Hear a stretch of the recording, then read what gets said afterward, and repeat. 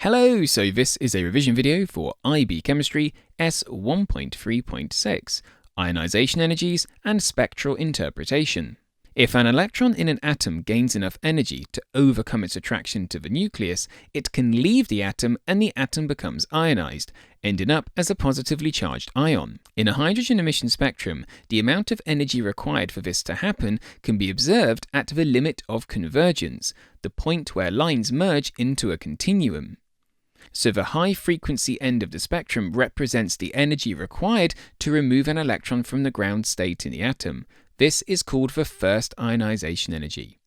First ionization energy is the energy required to remove 1 mole of electrons from 1 mole's worth of gaseous atoms. Ionization energies are measured in kilojoules per mole and depend on the nuclear charge, atomic radius, and level of electron shielding the atom has. Exam tip here: always remember with first ionization energy, we are concerned with gaseous atoms. Always make sure when writing ionization energy equations that the state symbol is given as gaseous. This is very important because we have to make sure there are no interactions between atoms which could influence the amount of energy required to remove an electron from them. Across periods 2 and 3 in the periodic table, first ionization energy generally increases. This is because across the period the nuclear charge increases as there are more protons in the nucleus of the atom, causing greater attraction between outer electrons of the nucleus, pulling them in tighter and decreasing the atomic radius. But the level of shielding remains similar across the period because all atoms in the same period have the same number of inner electron shells. Down a group in the periodic table, first ionization energy decreases. This is because as you go down the group, the atomic radius increases.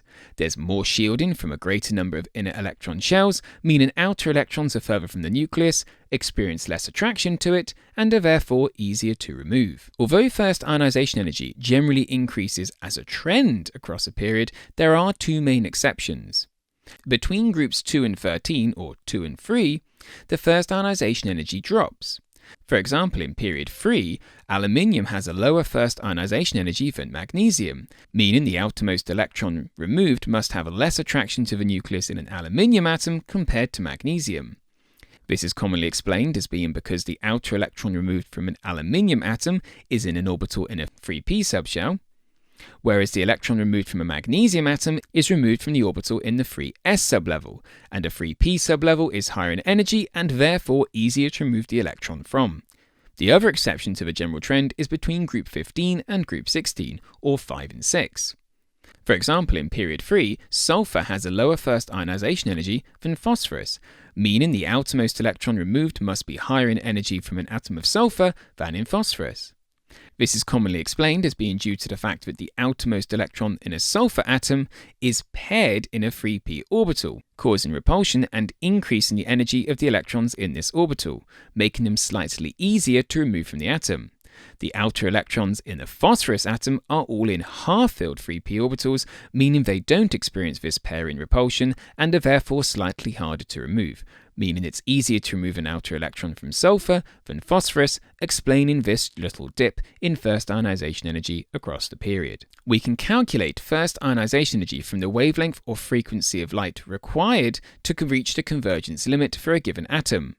The 2 equations we can use are energy equals Planck's constant times frequency, and speed of light equals wavelength times frequency. Note that the wavelength must be in meters and the energy calculated is in joules. If we know the wavelength of light an electron must absorb to leave the atom and ionize it, we can calculate the frequency of this light using frequency equals speed of light divided by wavelength. We can then use energy equals Planck's constant times this frequency to determine the exact energy the electron must have absorbed to leave the atom. Because first ionization energy is always given in units of kilojoules per mole, we must then multiply by Avogadro's number to get it into per mole, and then divide by 1000 to get it into kilojoules per mole.